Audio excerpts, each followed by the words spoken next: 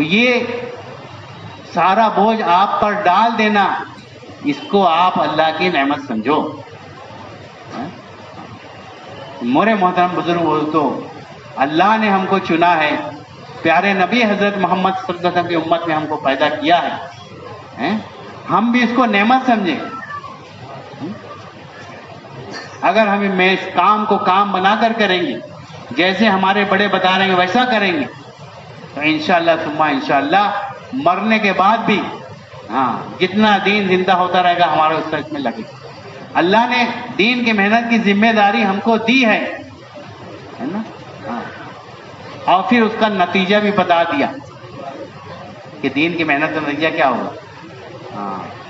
کہ قیامت سے پہلے اللہ تعالیٰ ہر گاؤں، ہر شہر، ہر صحرا کے اندر، ہر گھر کے اندر اس کلمے کو داخل کرتے رہیں گے۔ جو اس محنت کو کام بنا کر کرے گا انشاءاللہ ثم انشاءاللہ کام کر کے مر جائے گا، لیکن جو وہ دن آئے گا اس کا بھی حصہ اس میں لگ جائے گا، اس کا بھی حصہ لگ جائے گا۔ اس لیے ہم بار بار سنتے ہیں اپنے ذمہ داروں سے، یہ تو لیٹی کمائی ہے، بیٹھی کمائی تو یہ ہے کہ آدمی کرائے سے دے دے، اپنا کارخانہ دے دے، اپنا مکان دے دے، اپنی دکان دے دے، کرایہ آتے رہے گا۔ اب مرنے کے بعد تو وہ دوسروں کو، اپنے وارثوں کو ملے گا کرایہ، اپنے کو تھوڑی ملے گا۔ لیکن یہ ایسا ہے کہ ہماری قبر کے اندر بھی کرایہ بغیر دیتے ہیں۔ اور گھر کی تعلیم 5 اعمال کے ساتھ کرنے کو کہا جاتا ہے کہ سب سے پہلے تو ہم اپنے جو ذمہ دار ہیں مفتی یعقوب صاحب دامت بتاؤ، وہ کہتے ہیں کہ اللہ تعالیٰ نے 7 احکامات دیے ہیں ازواج مطہرات کے۔ اپنے گھروں میں رہو، زمانہ جاہلیت کی طرح بند سور کا گھر کے باہر مت نکلو، گھروں میں رہو، اگر نکلنا ہے تو شرعی پردے کے ساتھ نکلو، ایسا نہیں کہ گھروں میں رہو بند سور کو مت نکلو یہ منع کیا، لیکن پردے کے ساتھ نکل سکتے۔ چنانچہ صحابیات بھی نکلی ہیں، بلکہ اللہ کے نبی صلی اللہ علیہ وسلم نے دعا کی ان کے لیے، وہ نکلی ہیں بس۔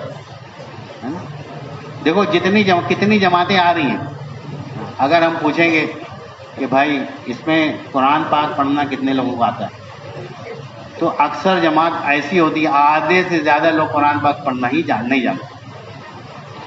ہمارے شہر کے اندر بھی اکثر نوجوان قرآن پاک پڑھنا نہیں جانتے، اور جو قرآن پاک پڑھنا نہیں جانتے ان کو کوئی فکر بھی نہیں ہے کہ چلو قرآن پاک سیکھیں، اس کے لیے وقت نکالیں اللہ ماشاء اللہ۔ جبکہ حدیث پاک مفہوم ہے تمہیں بہتر شخص وہ ہے جو قرآن پاک کو سیکھے اور سکھائے۔ حدیث پاک مفہوم میں آتا ہے جس شخص کو قرآن پاک کی مشغولی کی وجہ سے ذکر کرنے اور دعائیں مانگنے کی فرصت نہیں ملتی، میں تمام دعاؤں مانگنے والے سے اس کو زیادہ عطا فرماتا ہوں۔ اور اللہ کے کلام کو سارے کلاموں پر ایسی فضیلت ہے جیسے اللہ تعالیٰ کو تمام مخلوق پر فضیلت ہے۔ حدیث پاک مفہوم میں آتا ہے تم قرآن کی تلاوت کا اور اللہ کا ذکر کا اہتمام کیا کرو، زمین پر یہ تمہارے لیے ہدایت کا نور ہوگا اور آسمانوں میں تمہارا ذکر ہوگا۔ حدیث پاک مفہوم میں آتا ہے کوئی شخص اللہ کا قرب اس چیز سے بڑھ کر کسی اور چیز سے حاصل نہیں کر سکتا جو اللہ کی ذات سے نکلی ہے، یعنی قرآن پاک۔ اور حدیث پاک کے مفہوم میں قرآن پاک ایسا سفارشی ہے کہ اللہ نے اس کی سفارش کو قبول کیا، جو قرآن پاک پڑھے گا عمل کرے گا یہ اس کو جنت پہنچا دے گا۔ اور جو قرآن اور پھر قرآن پاک جھگڑا کرنے والا بھی، اگر قرآن پاک نہیں پڑھیں گے اور اس پر عمل نہیں کریں گے تو پھر ایک جہنم میں گرا دے گا۔ قرآن پاک کی سفارش بھی اللہ نے قبول کی ہے اور قرآن پاک کا جھگڑ بھی اللہ نے قبول کیا، لیکن اکثر لوگ جو ہے قرآن پاک پڑھنا نہیں۔ اگر ہمارے گھروں کے اندر جب مردوں کا یہ حال ہے تو عورتوں کا کیا حال ہوگا اندازہ لگاؤ۔ اگر ہمارے گھروں کے اندر جب سے آواز لگ رہی ہے قرآن کا حلقہ لگنا شروع ہو جاتا، جو ہم دیکھ رہے ہیں اکثر نوجوان قرآن پاک پڑھنا نہیں جانتے، یہ بات نہیں۔ اگر آج بھی ہم آنکھ کھول لیں گے تو کچھ سال بعد دیکھیں گے جماعت میں ہر ساتھی قرآن پاک کے پڑھنے والے، جبکہ یہ بتائے اور قرآن پاک کا روزانہ ایک پارے کی تلاوت ہونا ہی چاہیے، بلکہ یہ بتائے کہ اب جتنا قرآن پڑھو اس کا ترجمہ دیکھو، قرآن پاک کو قرآن پاک میں دیکھ کر پڑھنا، یہ خلفائے راشدین کا، سلف صالحین کا اور صحابہ کرام کا طریقہ ہے۔ اس یہ قرآن پاک کو قرآن پاک میں دیکھ کر کے پڑھنا ہمارا معمول ہے. ہم سورہ ملک روزانہ پڑھتے ہیں, سورہ واقعہ روزانہ پڑھ رہے ہیں, سورہ سجدہ روزانہ پڑھتے ہیں, اس کو بھی قرآن پاک میں دیکھ کر کے پڑھیں. قرآن پاک کو دیکھنا بھی ثواب, قرآن پاک کو چھونا بھی ثواب, اور قرآن پاک کو پڑھنا بھی دیکھنا بھی ثواب. اس لیے بھائی سب قرآن پاک کو قرآن پاک میں دیکھ کے پڑھیں گے نا, اور جس کو نہیں آتا وہ سیکھیں گے. ہاں, اپنے گھر میں بھی اس کی خبر لو. کوئی مولانا کوئی حافظ صاحب ہمارے گھر میں ہمارے ماں بہنوں کو قرآن پاک سکھانے نہیں آئے گا. مرد کی ذمہ داری ہے اپنے گھر کی عورتوں کی فکر کرے, ان کے قرآن پڑھے. بیٹی کو قرآن پڑھے ماں سے سیکھی, بیوی کے نہیں آتا شوہر سے سیکھی, ہاں بھائی سے سیکھی. اپنے بچوں کو مدرسے میں داخل کرو اور اس کی کاجی کرو, جیسے اسکول میں داخل کرتے ہیں کتنی فیس دے کر کے اسکول پڑھایا جاتا ہے. ان کے لیے اسکول جانے کا انتظام, آنے کا انتظام, ان کو لانے جانے کا, مہنگی کتابیں, مہنگی فیس.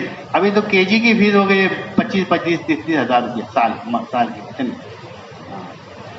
ہم مدرسے میں کہیں فیس مانگتے ہیں تو بولے وہاں تو فیس مانگتے ہیں مدرسے میں. بتاؤ, یہ تو اللہ کے دین کے لیے خرچہ ہو رہا ہے نا. زیادہ سے زیادہ فیس دے کے ہم اچھے سے اچھے مدرسے میں بچوں کو پڑھائیں اور ان کی بھی فکر کریں کہ وہ اچھا نازا, اور ان سے سیکھیں. بچے ہم سے اچھا قرآن پاک پڑھ رہے ہیں, وہ ہم کو بتا دیں گے تم یہاں غلط پڑھ رہے, یہاں غلط پڑھ رہے, یہاں غلط پڑھ رہے. ہمارا قرآن بچے صحیح کریں گے اگر ہم ان کی فکر کریں. تو 7 احکامات دیے ہیں. اپنے گھروں میں رہو اور بن سور کر زمانہ جاہلیت کرو, گھروں سے باہر نہ نکلو, نماز قائم کرو, زکوٰۃ دو, اللہ کی اطاعت کرو, اللہ کے رسول صلی اللہ علیہ وسلم کی اطاعت کرو. اور 2 احکامات خاص طور سے دیے, اپنے گھروں میں قرآن کی آیتوں کا تذکرہ کرو اور احادیث کا تذکرہ کرو. اور پھر اس کے بعد فرمایا اس کے ذریعے سے ہم تم کو ہر قسم کے گناہ سے پاک کرنا چاہتے ہیں اور تمہارا تزکیہ کرنا چاہتے ہیں. اگر ہمارے گھروں میں قرآن کے حلقے لگیں گے اور احادیث کی کتاب پڑھی جائے گی تو ہمارے گھروں میں رحمت کے فرشتے آئیں گے, شیطان ہمارے گھر سے نکل جائیں گے, ہمارے گھر والوں کا تزکیہ ہوگا, ہمارے گھروں والوں کو ہدایت ملے گی. تزکیہ کہتے ہیں مانجھنے کو, جیسے برتن گندا ہو جاتا ہے مان کے چمکایا جاتا ہے, ایسے یہ اعمال جو ہیں گھروں کے اندر قرآن کی آیتوں کا تذکرہ, احادیث کا تذکرہ, اس سے ہمارے دل مج جائیں گے گناہوں کی وجہ سے جو میلے ہو گئے. اس لیے بتایا گیا کہ اگر ہمارے گھر کے ہر کوئی قاری ہے, ہر کوئی عالم ہے, تو بھی ہمارے گھروں کے اندر تعلیم ہوگی 5 اعمال کے ساتھ. کیونکہ تعلیم کا مقصود یہ ہے کہ ہمارے گھر والوں پر سکینہ نازل ہو, ہمارے گھر والوں کو تزکیہ ہو, ہمارے گھر میں رحمت کے فرشتے آئیں, ہمارے گھر میں سکینہ نازل ہو. ہم چاہتے کہ نہیں چاہتے یہ؟ اور ہر قسم سے گناہ کو پاک کرنا چاہتے کہ نہیں اپنے گھر والوں؟ نہیں چاہتے. انشاءاللہ بولو تعلیم پابندی سے کریں گے. اب یہ چھوٹی چھوٹی جماعت کی ایک فکر یہ بھی ہے کہ ہر گھر کے اندر 5 اعمال کے ساتھ تعلیم. ایک آدمی کو 5 کی فکر کرنا ہے تو بتاؤ آسان ہے کہ مشکل؟ لیکن وہ بھی ہم نہیں کر پا رہے. اللہ تعالیٰ کا احسان ہے کہ اتنے قائلی سے ہم کام کر رہے ہیں, پھر بھی اس کام کی برکتیں اللہ ہم کو دکھا رہے ہیں. یہ اللہ کا احسان ہے. کاہلی سے کام کرنے کے باوجود اللہ تعالیٰ اس کام کی برکتیں دکھا رہے ہیں. تو بتاؤ جب اس کام کو کام بنا کر کریں گے, اپنا کام سمجھ کر کریں گے, کتنی برکتیں نظر آئیں گی ہم اندازہ نہیں لیتے. لیکن چھوٹے چھوٹے سی کام کے لیے ہم اپنے یہ دین کے تقاضے کو آگے پیچھے کر دیتے ہے نا. کوئی شخص اس وقت تک کامل مومن نہیں ہو سکتا جب تک کہ اس کی خواہش دین کے تابع نہ ہو جائے جس کو میں لے کر کے آئے.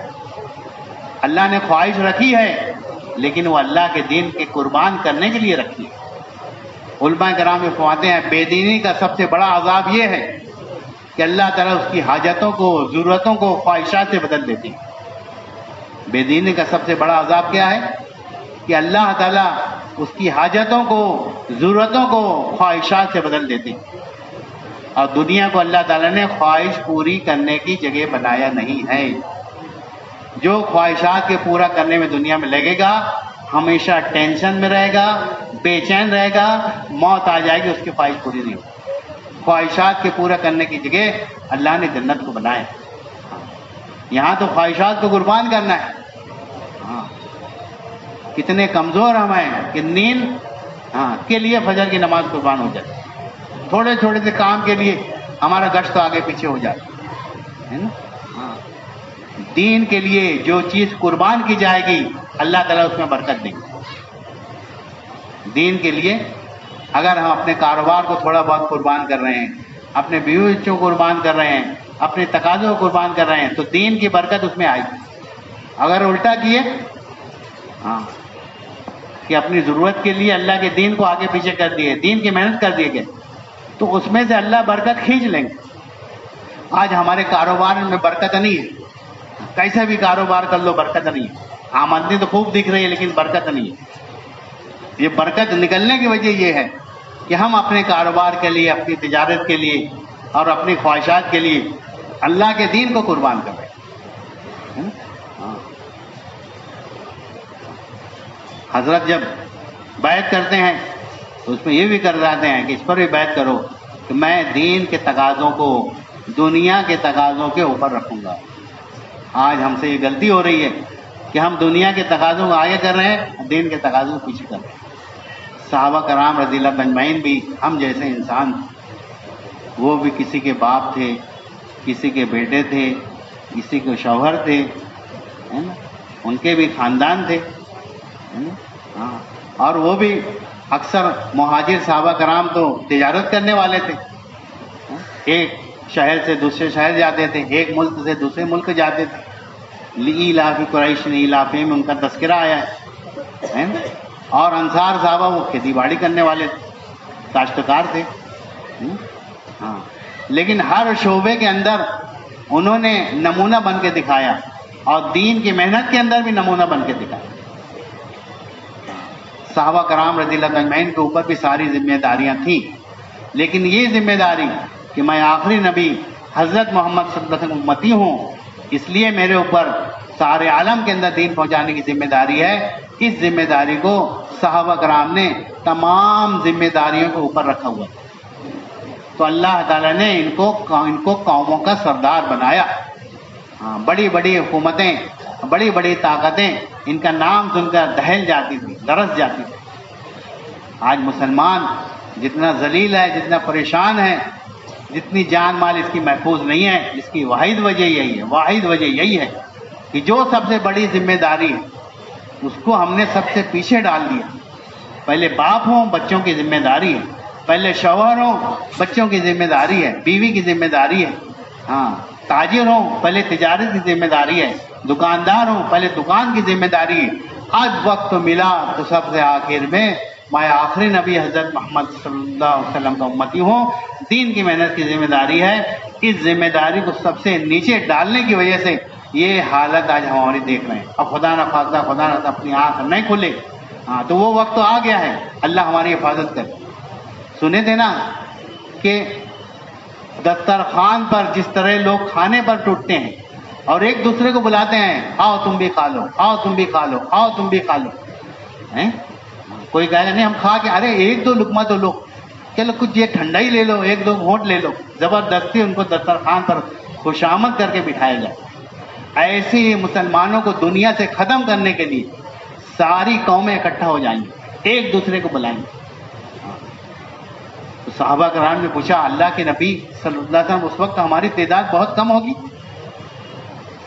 اللہ کے نبی صلی اللہ علیہ وسلم ارشاد فرمایا تمہاری تعداد تو بہت زیادہ ہوگی، سمندر کی جھاگ کی طرح ہوگی، لیکن تمہاری طاقت سمندر کی جھاگ کی طرح ہوگی۔ ایک موج آئے گی سارا صاف ہو جائے گا، کنارے پھینک دے گی، ایک موج میں سارا سمندر کا جھاگ باہر آ جائے گا، کنارے ہو جائے گا۔ تو بولے کیا وجہ ہوگی؟ بولے ایک تو دنیا کی محبت تمہارے اندر آ جائے گی، اور موت کا ڈر آ جائے گی، مرنے سے ڈرنے لگو۔ جبکہ صحابہ کرام کہتے ہیں کہ اپنے دشمنوں کو لکھتے تھے کہ ہمارے ساتھ ایسے ساتھی ہیں جیسے تم شراب کو محبوب رکھتے ہو، ہمارے ساتھی موت کو محبوب رکھتے ہیں، دہل جاتے تھے سامنے۔ اس کے لیے بھائی اللہ نے ہم کو چنا ہے سارے عالم کے اندر اللہ کا دین پہنچانے کے لیے، اور ہم کہہ رہے ہیں کہ بھائی میرے بس میں نہیں ہے یہ بات، میں نہیں کر سکتا۔ ارے ہمارے چناؤ میں غلطی ہو سکتی ہے، ہم کسی کو چن کر دیتے ہیں، بعد میں پچھتاتے ہیں ارے کیسی غلطی ہو گئی ہم سے. ہاں اللہ تعالیٰ کا علم محیط ہے، کوئی چیز اللہ کے علم سے چھپا ہوا نہیں ہے، ہر چیز اللہ کے علم کے دائرے کے اندر ہے، کوئی چیز اللہ کے علم سے باہر نہیں ہے.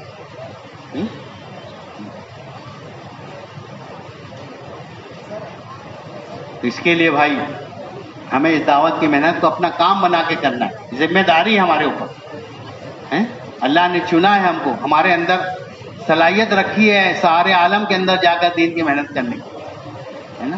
اس لیے مولانا یونس رحمۃ اللہ بار بار کہتے تھے کہ تبلیغ میں تو گنگا بھی بولنے لگتا، گنگا بھی بولنے لگتا.